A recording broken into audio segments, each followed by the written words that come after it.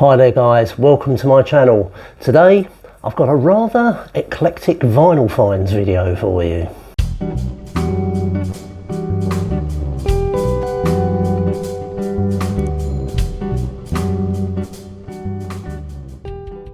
Hi there guys, welcome to my channel. If this is your first time, well, welcome back. If you're a subscriber, and while we're talking about subscribers, don't forget to hit like and subscribe down below. It really does help make the channel grow. Today's vinyl finds video is quite an eclectic collection of records that I've collected over the last 3 weeks or so. And so without further ado, let's crack on. And the first one I got from my local record store, Rewind Records. A link to their Facebook page is below, and that is Ocean Rain by Echo and the Bunnymen. Now this is a first pressing, but it's quite an unusual one because I've looked on Discogs and I can't find, there's the label, and it's got next to the stereo thing, it's got NCB, and I do not know what that means. I've had a look on Discogs and I can't find it anywhere on Discogs. But anyhow, I shall show you the record. Right, there's the record. This is in excellent condition actually, VG plus to near mint I guess. There's very little in the way of wear on the grooves, but like I say, that label NCB, I don't know what that means. Oh, it's a copyright, N copyright B, I don't know. If you know what that is or what pressing this is, leave a comment below. I'll be interested to know. All other indications on this say that it's a UK first pressing. There's the sleeve, that's the back of it, that's the front of the sleeve. I've got all the other ones. I just need to collect the grey album now, and then I'll have all of the early stuff with Pete the Freitas. I could take or leave the later stuff if I'm honest. After Pete the Freitas died, I think the Bunnymen died with him, really. And there's the back of the jacket, that's where they're having the strings done.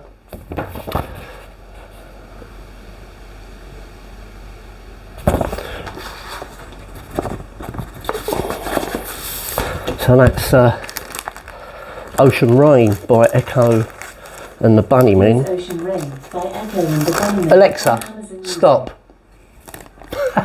So yeah, Ocean Rain, Echo and the Bunnymen. Great album. I don't think it's one of their best. I think their best album is either Porcupine or Heaven Up Here, but that's my own personal opinion. Yeah, Ocean Rain, Echo and the Bunnymen.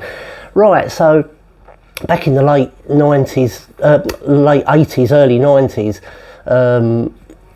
I was knocking around with a guy called Gary. We were in a band together. He was a drummer. He was like into heavy rock and American rock and stuff like that. He was heavily into Whitesnake, and he actually got me into a couple of Whitesnake albums. And I've just bought them just because I think they're really good albums. And the first one is 1987, so called because it was released in 1986. Only kidding. It was released in 1987. I've not actually put this in a sleeve yet, but there's the inner sleeve, a little bit of a crease there, but nothing to write home about. This literally arrived the other day, so I've not had a chance to clean it or do anything with it yet, but it's in pretty good nick. And this is when they became really commercial, in the mid 80s. There's the jacket. This is an original first pressing, the UK first pressing as well. It's got John Sykes on it, on guitar. And the other one is the one that followed up 1987, and that is Slip of the Tongue. This is a peculiar album insofar as they recorded the album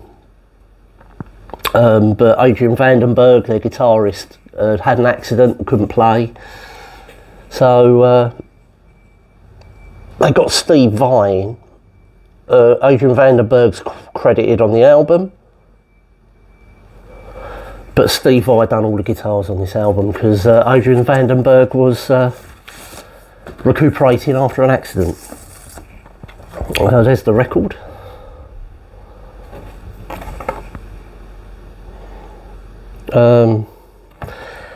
Being a guitarist myself, I do appreciate Steve Vai. I think he went through a stage of being a bit up his own backside, to be honest with you. But there's no doubt about it. His guitar playing on this is absolutely phenomenal. And that's the two Whitesnake albums. I probably, it's the early bluesy. To be banned by Whitesnake on Amazon. Alexa, stop. Alexa, stop. Bloody hell.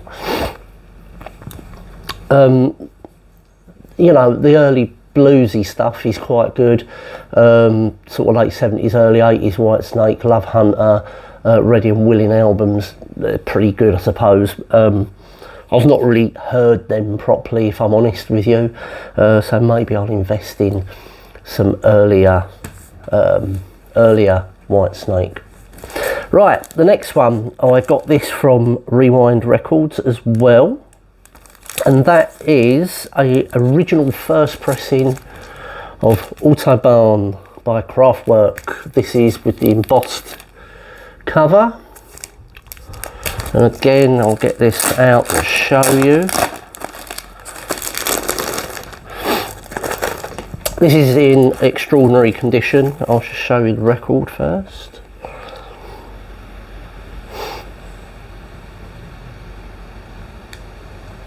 This is on the Vertigo label.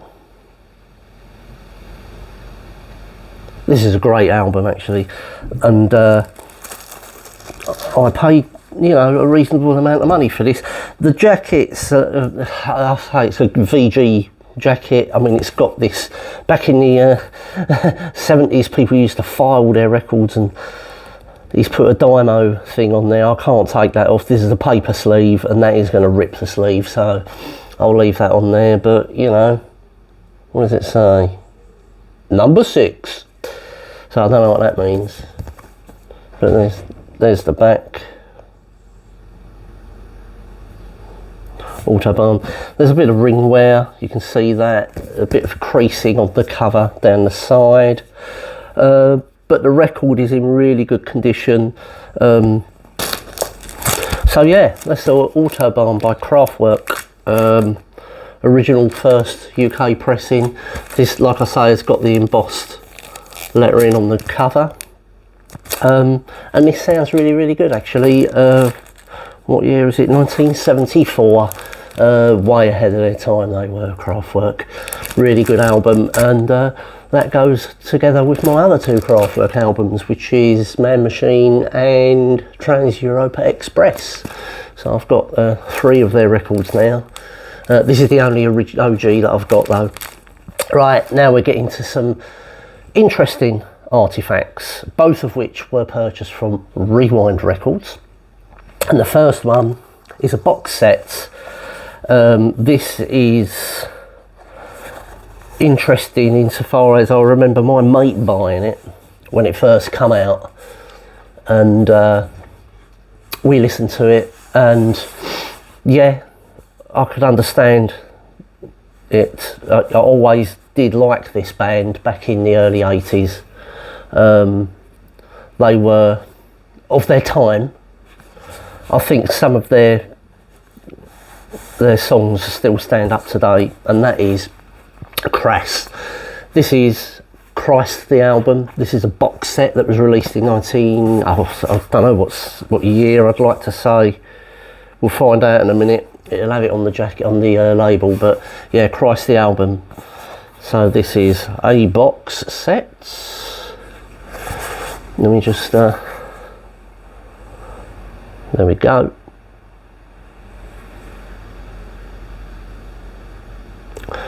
Catalogue number, bollocks to you too. Pay no more than £5. Crass. There you go.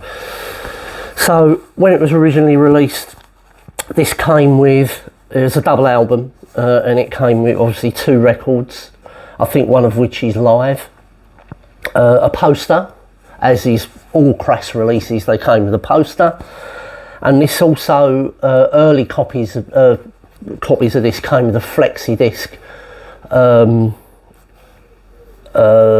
Forget the name of it now. It escapes me. I'll put it down there if I think of the name of the flexi disc. But let's have a look at this. So the records, you know, they're in excellent condition.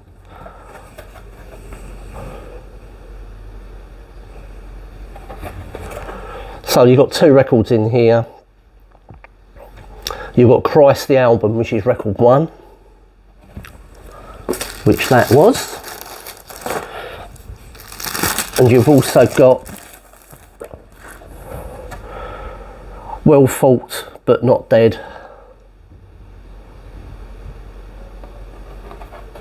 which is made up of other recordings and live performances.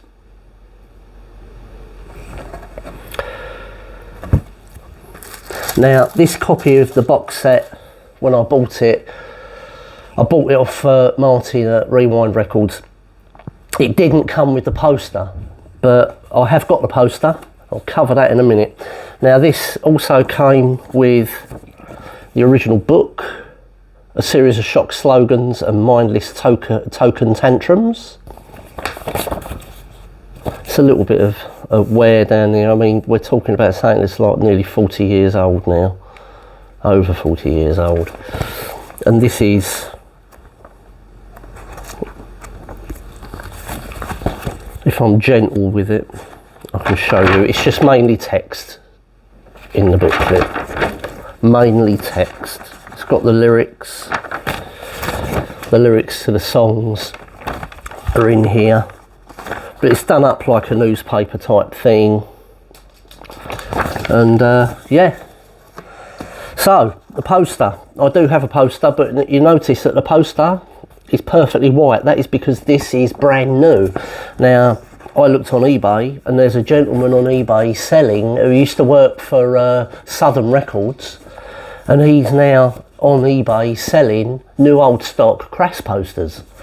So I was able to get this for £3, and it's brand new old stock, never been used. These were printed at the time for a pending repress of the album, but it was never repressed, so it was shelved and they were boxed up and left to sort of gather dust. He's selling them on eBay, and that's how I got the poster, which is excellent. Now, how much did I pay for this box set? I paid a little bit more than £5. I can tell you that now. I paid no more than £5, and we did joke about that in the record shop when I bought it. But yeah, 25 quid, which is about the going rate for this. The box is a little bit creased there, but you know, it's held up well in its 40 odd years, and yeah, a great punk album of its time if you're into early punk or anarcho-punk. This is, you know, you can't really sort of better Crass, to be honest. Right, got to sort the dog out. She wants to leave the room. 1 second. Right, now we come to this last record. Now, this last record, again, I bought from Rewind Records, but I think I'd done the man a service by taking it off his hands. You know, I would hate to think that he was going to be sitting there with this in his shop for the next God knows how many years, because no one's going to buy it.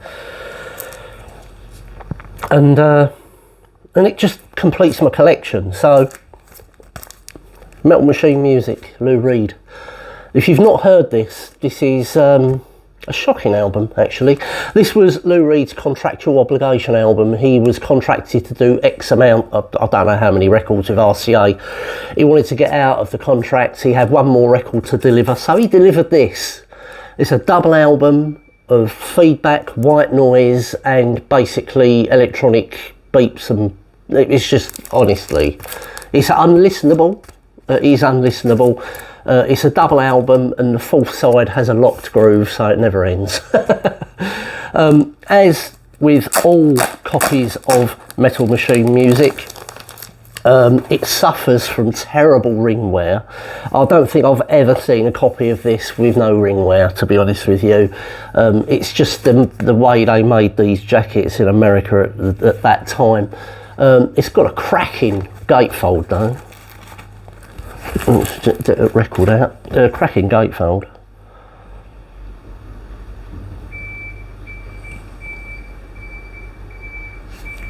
Yeah. Metal Machine music. Quite an iconic record for all the wrong reasons, really. But it completes the collection. It's got seam splits as well, but you know, these were sort of tip-on type jackets where you had the cardboard and they pasted the slick over it, and yeah, not good. So these covers never held up well, these American covers. I think Rock and Roll Animal's another casualty of this sort of thing as well. I'm after an original US pressing of Rock and Roll Animal, and I suspect I'm going to struggle to get one that's in good nick, but we shall see. How much did I pay for this? Not a lot of money, really. I mean, to be honest, and that's where I done Martin a favour, because, you know, I think he knew he was not going to get rid of it anytime soon. So he gave me £5 off, which is nice. And, oh God, it's in the wrong way round. It's in the wrong way round. Put it in the wrong way round. So yeah, Metal Machine music. This was actually mastered by Bob Ludwig. I would love to have been in that mastering suite when he was doing this. Honestly, he probably just set the faders and ran out of the room.